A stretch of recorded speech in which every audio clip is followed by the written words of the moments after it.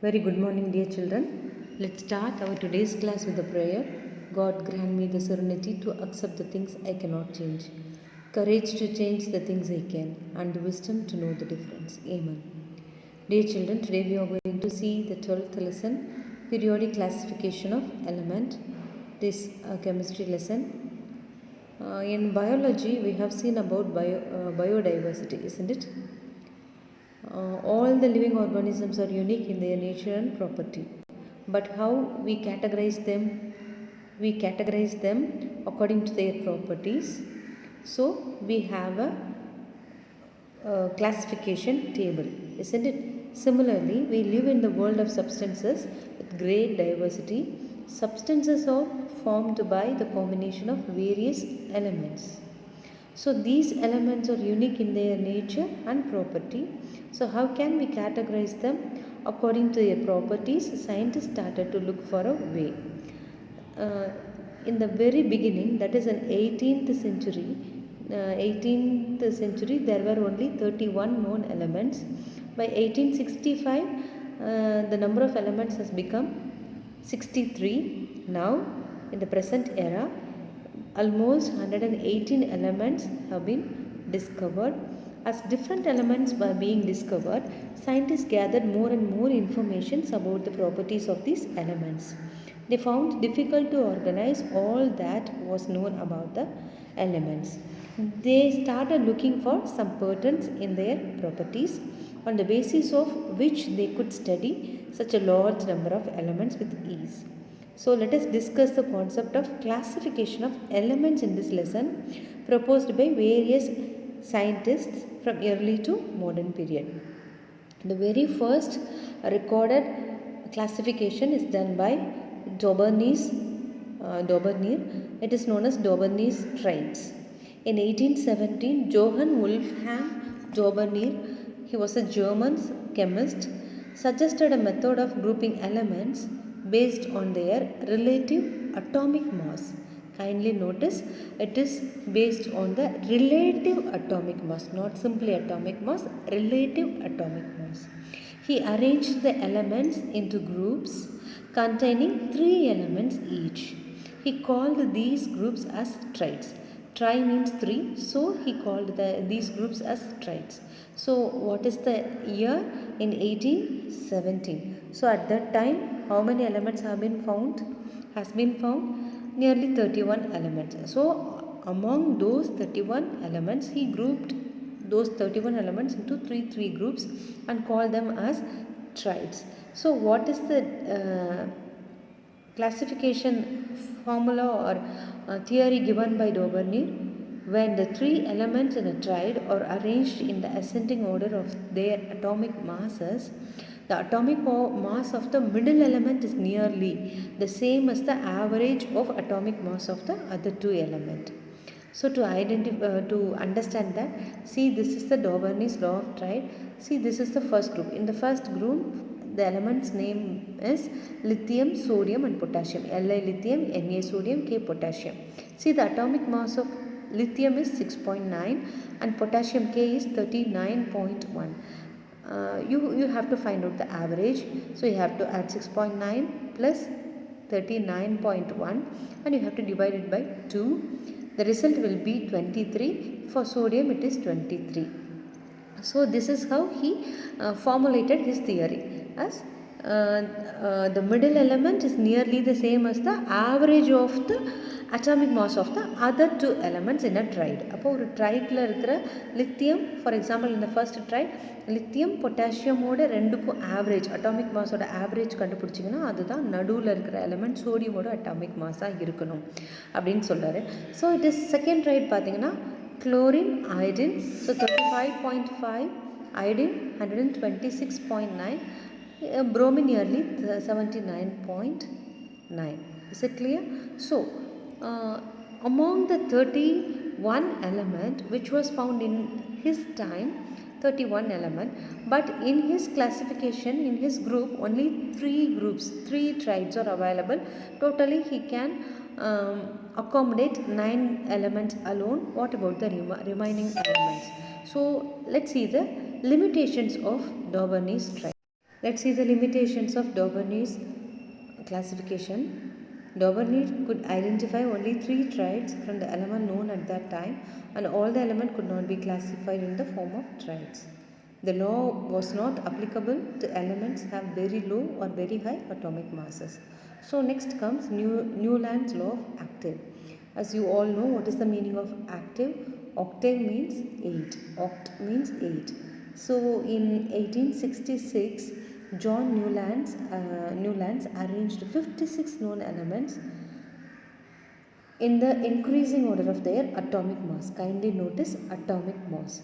Dauberny's triads, relative atomic mass. Newland's law of actives, atomic mass.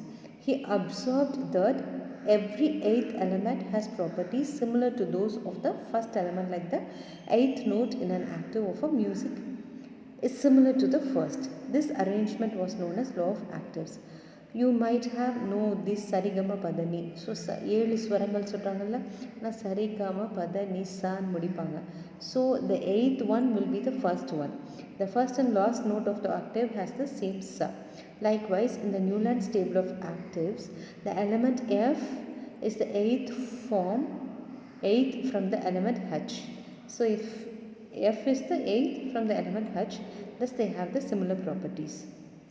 So if you see the table proposed by Newland, you can come to a conclusion about its limitation. So let's see the table. There are instances of 2 elements being fit into the same slot. See in this table, here in the first one, cobalt and nickel, 2 elements placed in the same slot. So it is a first drawback. Some elements totally dissimilar in their properties were fitted in the same group. So sometimes the cobalt, nickel, palladium, platinum, these are all having different properties but are grouped under halogen category. Okay, so where it is halogen, fluorine, chlorine, bromine, iodine, these are all halogens. See, these are all halogens: fluorine, chlorine, bromine, iodine. These are all halogens, but elements like cobalt, nickel, palladium, these things and all placed in the same group. So it is another drawback. The law of active was not valid for element that has atomic masses higher than that of calcium. Atomic masses higher than that of calcium will not be valid. Newland's table was restricted to only 56 elements and do not leave any room for new elements. So see, in 18th century beginning there were 31 elements. Within the 65 years, another 30 elements have been found. So Newland should have a fourth thing or foreseek, and he must have leave some space for the remaining elements, but in this table there is no space for the newly discovered elements. So discovery of inert gases at later stages made the 9th element similar to the first element. So here in this Newland's octaves table, there is no space for no identification about inert gases, and if the inert gases were to be included in this table, then the rhythmic order is changed to 9th place. Okay, so that is the drawbacks or limitations of Newland's law of actives. So we need to move on to the another classification known as Mendeleev's periodic table. In 1869, Russian chemist Dmitry Mendeleev observed that the element of similar properties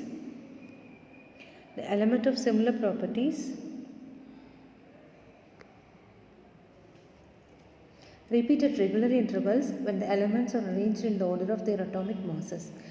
Based on this, he proposed the law of periodicity, which states that the physical and chemical properties of element or the periodic function of their atomic masses. He arranged 56 elements known at that time according to his law of periodicity. This was best known as the short form of periodic table. It is limitedly acceptable. So let's see the features of the Mendeleev's periodic table first. It has 8 vertical columns called groups and 7 horizontal rows called periods. Each group has 2 subgroups A and B. All the elements appearing in a group were found to have similar properties. For the first time, elements were comprehensively classified in such a way that elements of similar properties were placed in the same group. It was noticed that certain elements could not be placed in their proper place in this manner. The reason for this was wrongly determined atomic masses. So consequently, those wrong atomic mass was corrected. For example, the atomic mass of beryllium was known to be 14, but Mendeleev reassessed its value as 9 and assigned beryllium a proper place, and he assigned beryllium a proper place. So if you see this Mendeleev table, we can see the arrangement of beryllium. Next column were left vacant for elements which were not known at that time, and their properties also were predicted. This gave motivation to experiment in chemistry.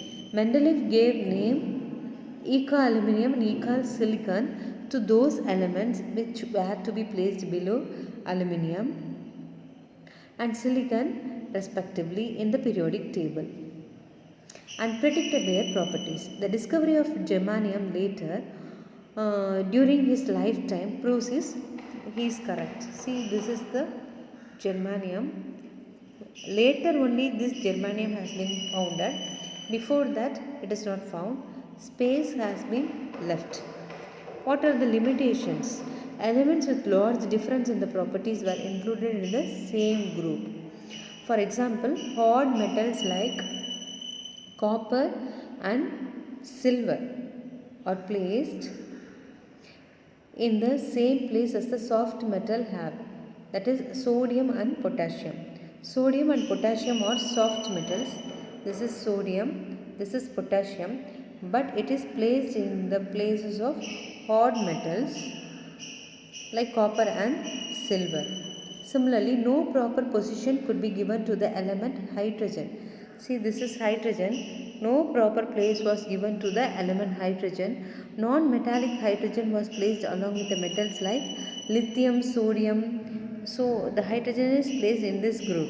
So, hydrogen is a non-metallic element, but it is placed along with the metals like lithium, sodium and potassium. The increasing order of atomic mass was not restricted, not strictly followed throughout. See here, in this cobalt and nickel, it should be in an increasing order.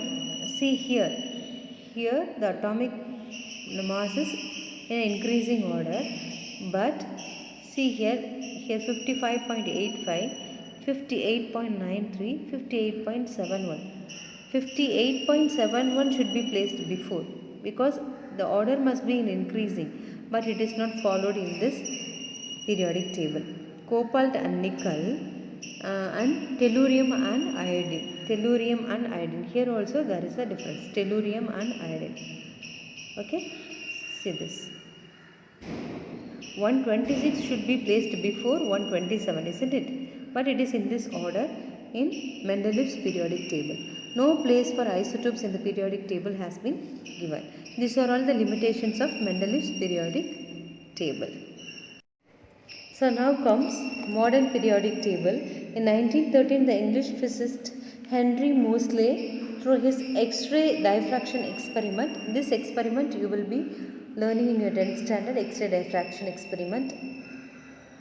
He proved that the properties of elements depends on the atomic number, not on the atomic mass. Atomic mass means mass number. The properties of the metal element does not depends upon the atomic number, but it depends upon atomic mass, but it depends upon atomic number. Okay, atomic number. In the previous earlier periodic table models, all the classification has been made on mass number, but this modern periodic table switched it to atomic number.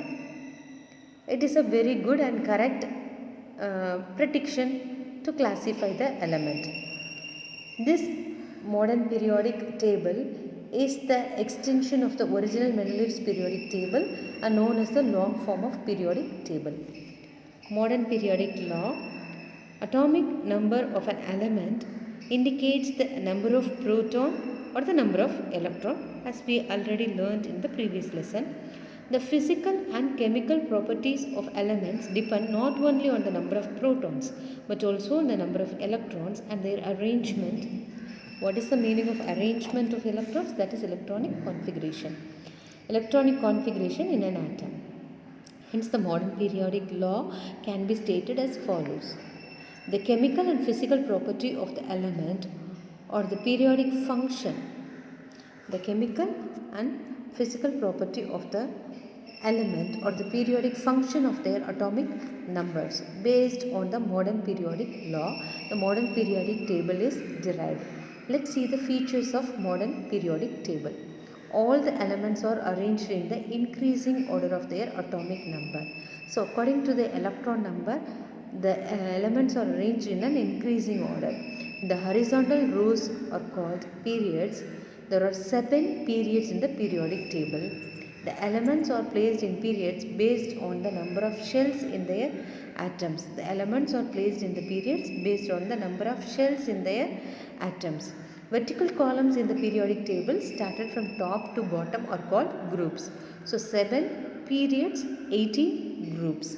Based on the physical and chemical properties of the elements, they are grouped into various families. Table 12.5 shows you the name of the families according to the group. First group will be called as alkali metals. The name of the second group is alkaline earth metals. The elements from 3rd group to 12th group are known as transition metal. 13th group is known as boron family. 14th group is known as carbon family. 15th group is known as nitrogen family. 16th group is known as oxygen family or chalcogen family. You can call it as chalcogen or chalcogen. Chalcogen or chalcogen, no problem. 17th one is known as halogens family. 18th one is known as noble gases. Let's see the classification of element into block. We already know that there are 4 shells known as KLMN. Here, furthermore, subshells we are going to know. The subshell's name is SPDF. SPDF are the subshells, or we may call it as blocks. S block, P block, D block, F block, like that. Is it clear?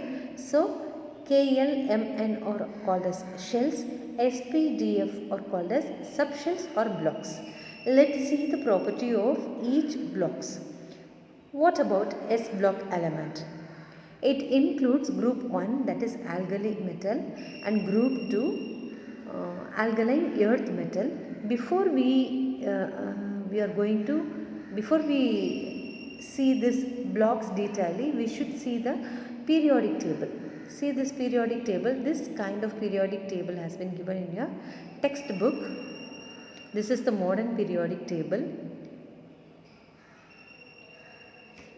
So, this is group, group 1, 2, 3 up to 18 group. Okay, 4, 5, 6, 7 rows. Okay, these 7 periods, 18 groups, 7 periods. Okay, 7 periods. So, what is this? Excuse me.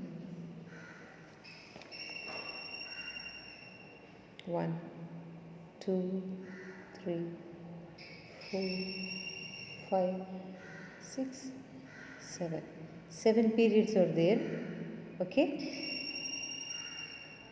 So, here according to the groups, the blocks has been divided as S block, P block, D block, F block. In S block, only first 2 groups are involved. So, it includes group 1 alkali metal and group 2 alkaline metal. So what are the elements in this S block? These are the elements placed in the S block. Okay. They are also called as representative element, the elements of group 1 except hydrogen or metals. As we know, hydrogen is a non-metal, so we should leave hydrogen. They react with water to form solutions that change the color of litmus paper from red to blue. It turns a red litmus paper into blue litmus. These solutions are said to be highly alkaline or basic, hence they are called as alkali metals. The elements of group 2 are also metals. They combine with oxygen to form oxides, formerly called earths. And these oxides produce alkaline solutions when they are dissolved in water. So they are called as alkaline earth metal. Okay. Next we need to see about P block element. Here in this P block element, elements from 13th group to 18th group will be involved. So 13th to 18th group, it is P block. Okay. So 1 and 2 S block, 13th to 18th group is S block. Sorry. P block. This is P block. This is S block. Okay. They include boron, carbon, nitrogen, oxygen, fluorine families. So this 13th group name, as we see in the table 12.5, the name of the 13th group is boron family, carbon family, nitrogen family, oxygen family, fluorine family. This fluorine family is halogen family. Okay. In addition to that, these are all inert gases. They are also called as representative elements.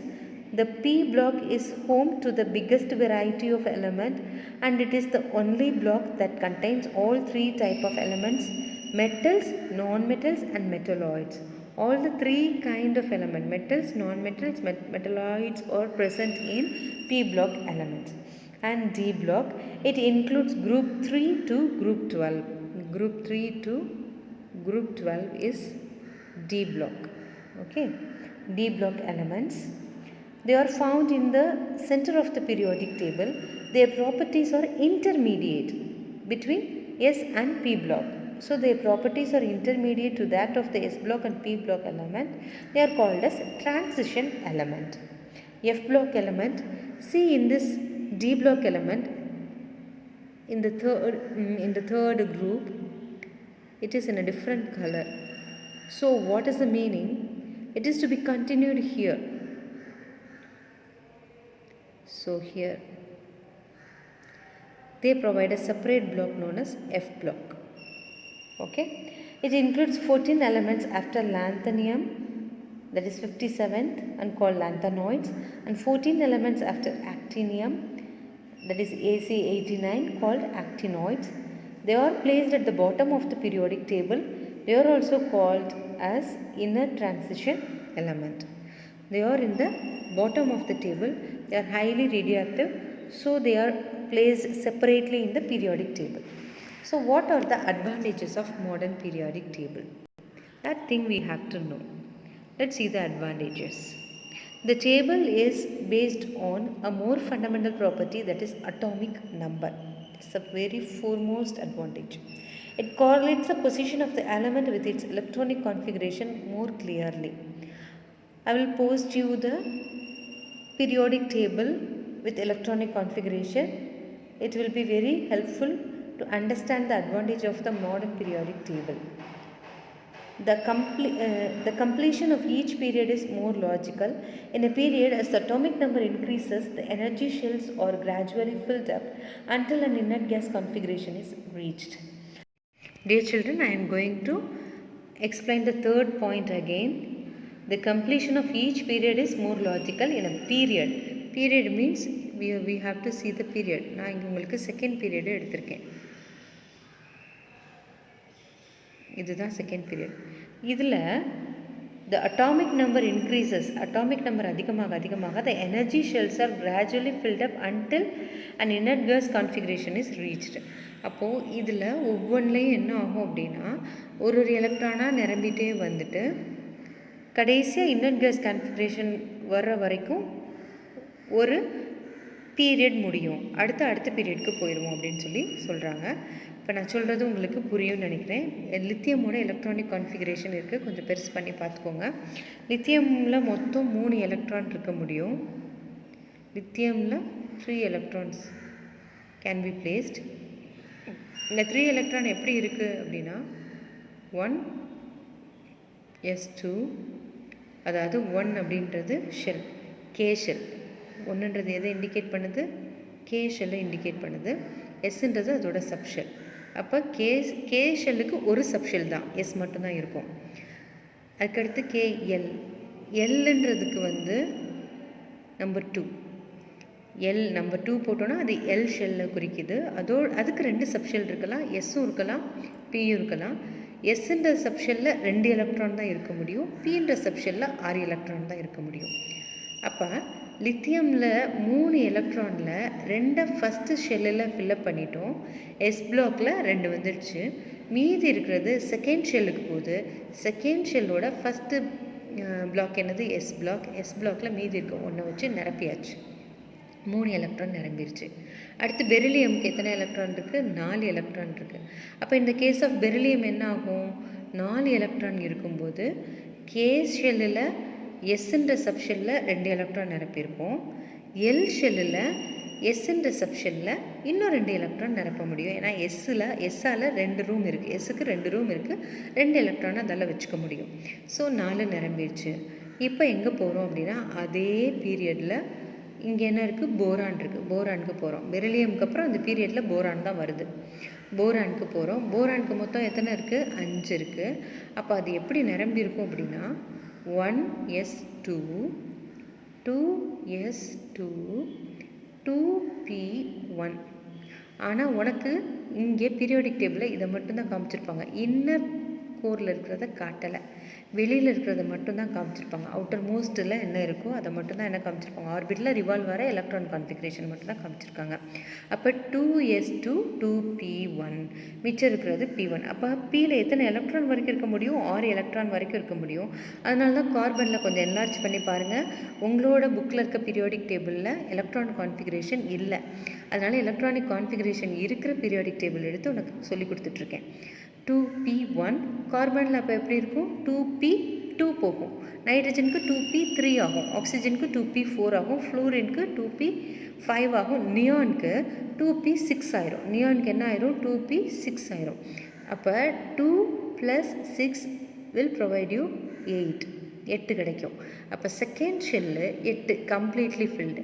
Completely ஃபில்டுனாலே யார்? நமக்கு inert case தான். இப்போ நியான்ற inert case வந்துருச்சு. அதுக்கப்புறம் டக்குன்னு எங்கே இறங்கிடுறாங்க? சோடியம்க்கு இறங்கிடுறாங்க. Okay, இப்போ இந்த சோடியமை பார்த்தீங்க அப்படின்னா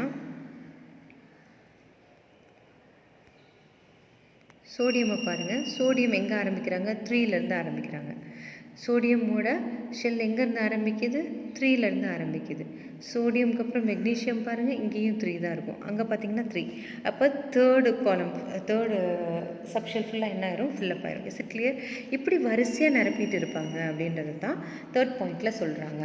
it is easy to remember and reproduce. And fourth one, each group is an independent group and the idea of subgroups have been discarded. One position of all isotopes of an element is justified since the isotopes have the same atomic number. இதுக்கு ப்ரீவியஸில் மெண்டலேவில் என்ன நம்ம demerit சொன்னோம் அப்படின்னா ஐசோடோப்ஸ்க்கு separate இடம் கொடுக்கல அப்படின்னு சொன்னோம். இங்கேயுமே ஐசோடோப்க்கு செப்பரேட் இடம் கொடுக்கல, ஒரே இடம் தான் கொடுக்குறாங்க. ஃபார் எக்ஸாம்பிள், உங்களுக்கு ஹைட்ரஜனோட ஐசோடோப்ஸ் தெரியும், நம்ம ப்ரீவியஸாக பார்த்தோம். ஹைட்ரஜனோட ஐசோடோப் என்ன? H11, H12, H13. ஆனால் அந்த ஹைட்ரஜனுக்கு என்ன கொடுத்துட்டோன்னா ஐசோடோப்புக்கும் அதே இடம் தான் கொடுத்துருக்கோம். இந்த ஹைட்ரஜனுக்குள்ள இடம் தான் ஐசோடோப்ஸ்க்கும் கொடுத்துருக்கோம். ஏன் அப்படின்னா H11, H12, H13, protium, deuterium, tritium. ஏன்? 3க்குமே atomic number same. same atomic number will be placed in the same place, because this periodic table is based on the atomic number only. Since all the isotopes have the same atomic number, there is no need for a separate place for isotopes. Is it clear? The position of the eighth group is also justified in this table. All transition elements have been brought in the middle as the property of the transition elements or intermediate between left portion and right portion element of the periodic table. The table completely separates metal from non-metals. The non-metals are present in the upper right corner of the periodic table. The position of certain elements which were earlier misfit in the Mendeleev's periodic table are now justified because it is based on the atomic number of the element. Justification has been offered for placing lanthanides and actinides at the bottom of the periodic table. Next we need to see about the position of hydrogen. Next we need to see about position of hydrogen in the periodic table. Hydrogen is the lightest, smallest and first element of the periodic table. Its electronic configuration is 1s1 and it is the simplest of all the elements. It occupies a unique position in the periodic table. It behaves like alkali metal as well as halogens in its properties. So in the periodic table it is placed at the top of the alkali metal. Hydrogen can lose a distinguished property the hydrogen has. Hydrogen has lose its only one electron to form a hydrogen ion, that is H plus, like alkali metal. Also it gain one electron to form the hydride ion, that is H minus, like halogens. Alkali metal also solid while hydrogen is a gas. Hence the position of hydrogen in this modern periodic table is still under debate as the property of hydrogen or unique. Next we need to see about position of rare gases.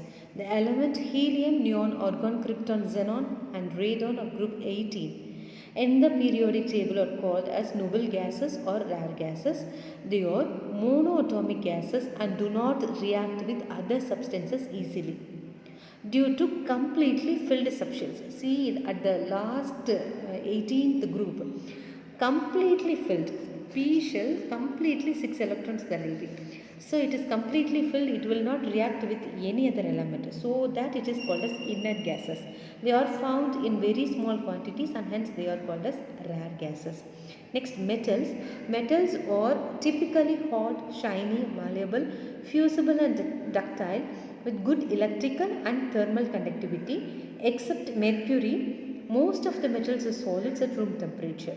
Metals occupy large area in the periodic table and are categorized as alkali metals, example lithium, alkaline earth metal, example beryllium, transition metals, group 3 to 12, p block metals, example aluminium, gallium, bismuth, etc.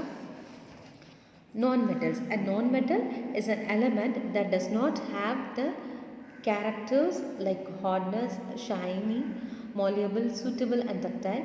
In other words, a non-metal is an element that does not have the property of metal. All non-metals are arranged in p block only. Carbon, nitrogen, oxygen, phosphorus, sulfur. These are all the non-metals. Some are inert gases. Metalloids, elements which have the properties of both metals and non-metals are called as metalloids. Example, boron and arsenic. Let's know about alloys. In the earlier days, from the earlier days onwards, the usage of alloys are found throughout many traces. During 3500 BC, that is before Christ, people used an alloy named bronze. The idea of making an alloy was quite old. The majority of the metallic substances used today are alloys. Alloys are mixture of two or more metals and are formed by mixing molten metals thoroughly. Rarely, non-metals are also mixed with metals to produce alloys. It is generally found that alloys produce a metallic substance that has more useful properties than the original pure substance from which it is made. For example, the alloy brass is made from the copper and zinc. Let's see the advantages of alloys. Alloys do not get corroded or get corroded to very less extent. They are hard and stronger than pure metals. They have less conductance than pure metals. Some alloys have lower melting point than pure metals. When metal is alloyed with mercury, it is called amalgam. It is an important one, but amalgam. So I hope you all understand today's lesson. All the best. God bless you, girls.